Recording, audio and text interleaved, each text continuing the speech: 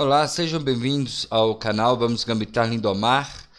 Hoje nós vamos falar sobre três elementos, tempo, espaço e força, como eles são utilizados na abertura e para depois sim nós começarmos a ver do ponto de vista dos gambitos, ok?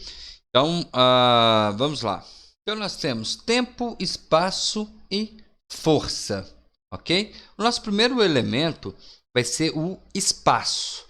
Nós temos aí 64 casas, 64 quadrados no tabuleiro, 32 deles nas quais já estão ocupadas no começo do jogo e nós precisamos disputar as outras 32 casas.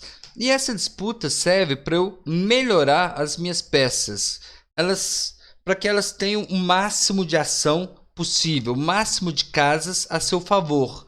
Então, uma casa no canto do tabuleiro e uma casa no meio do tabuleiro, elas têm um valor diferenciado. No centro do tabuleiro, as peças elas atingem o máximo que elas podem. Isso, teoricamente, com o tabuleiro vazio.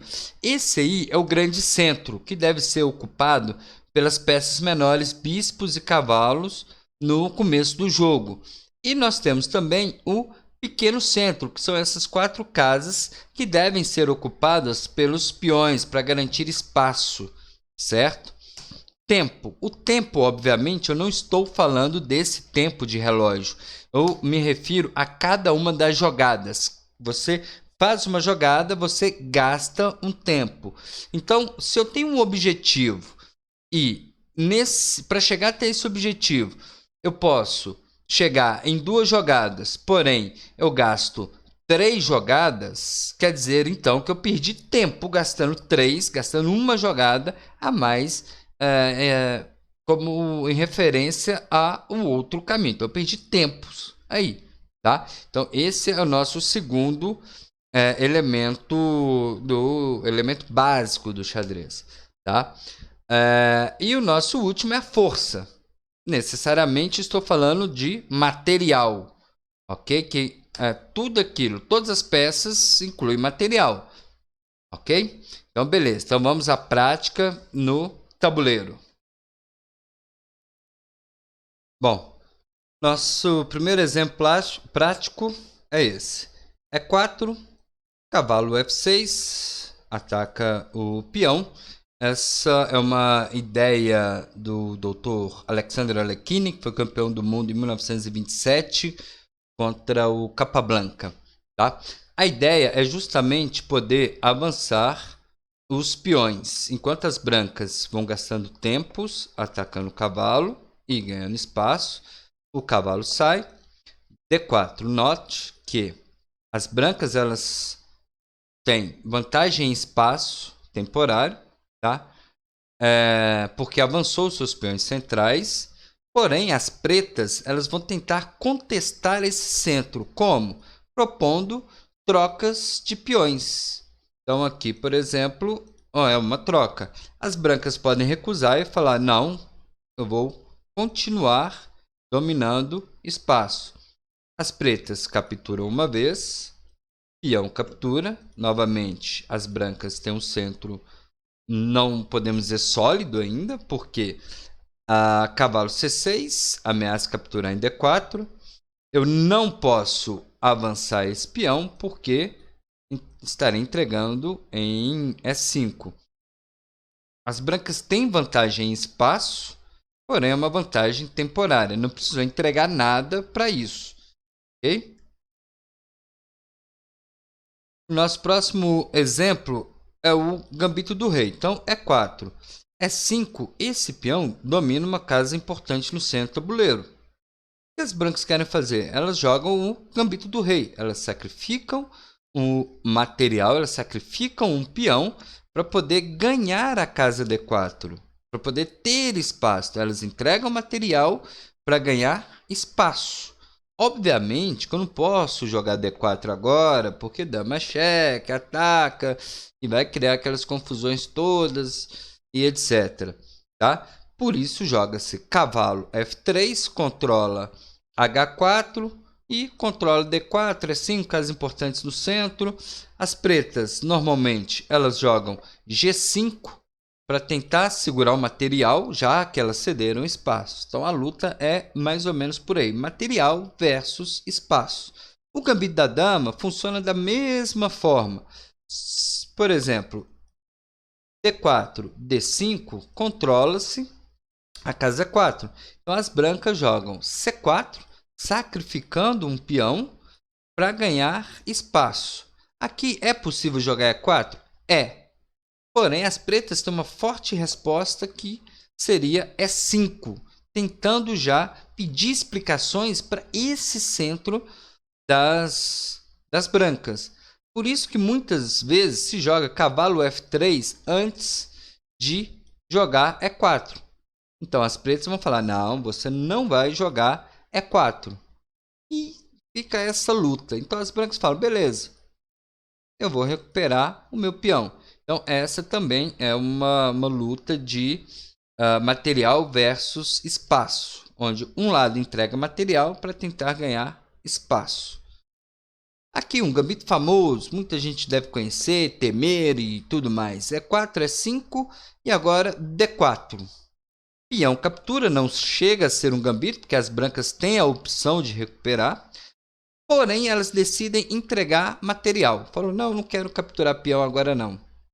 E note que toda captura de peão, ela não necessariamente é um lance de desenvolvimento. Você só está ganhando material. Você não está desenvolvendo suas peças. Então, por exemplo, peão captura, ganhei material. Desenvolvi uma peça, ganhei um tempo em desenvolvimento. Ele captura mais um peão. Ele não está desenvolvendo nenhuma peça. As pretas não estão desenvolvendo nenhuma peça. Bispo captura, ataca casas importantes no centro, tá? E coloca uma peça no jogo. Note que a vantagem de desenvolvimento ela é uma vantagem dinâmica. Por quê? As pretas desenvolvem uma peça e se as brancas pudessem ou fizer o lance inútil, olha só, eu já tenho duas peças em jogo. Por quê? Porque as brancas passaram a vez. Se xadrez pudesse passar a vez, Shirida, mas xadrez não passa a vez. Mas às vezes vocês fazem lance inútil, tipo H3, A3, mexe com a mesma peça várias vezes sem um objetivo claro. Entendeu? Então passar a vez não necessariamente que, eu não posso jogar agora. Não. Tá? Então vamos atinar para isso. Tá? Então desenvolvimento é uma vantagem temporária. Se você não usar a sua vantagem, ela pode sumir. E aí o que fica? Fica os peões que você entregou para o adversário. Ele vai poder transformar esses peões em dama lá no futuro. Então é uma luta a curto prazo e uma luta a longo prazo. Ok? E por último nós temos aqui uma abertura interessante, E4, E5, bispo B5. Não confunda isso com a abertura Ruy Lopes. A abertura Ruy Lopes, ela é cavalo F3, ataca o peão, cavalo C6, defende o peão. Então nós temos lances intercalados de cavalo e bispo B5. Ameaça capturar o cavalo, que por sua vez protege o peão de E5. Então há aí uma outra lógica. A abertura portuguesa, tá? Quando o E4 é 5, bispo B5. A abertura portuguesa, porque os mestres lá de Portugal, eles tentaram desenvolver ideias tanto para as brancas quanto para as pretas nesse lance inicial, tá? Não necessariamente que seja muito ruim, é só ruim. Tá? Então, por exemplo, como que as pretas podem tirar proveito disso? C6. Ataca o bispo e aponta para uma casa no centro do tabuleiro. Logo, as brancas terão que perder mais um tempo em desenvolvimento. Bispo C4.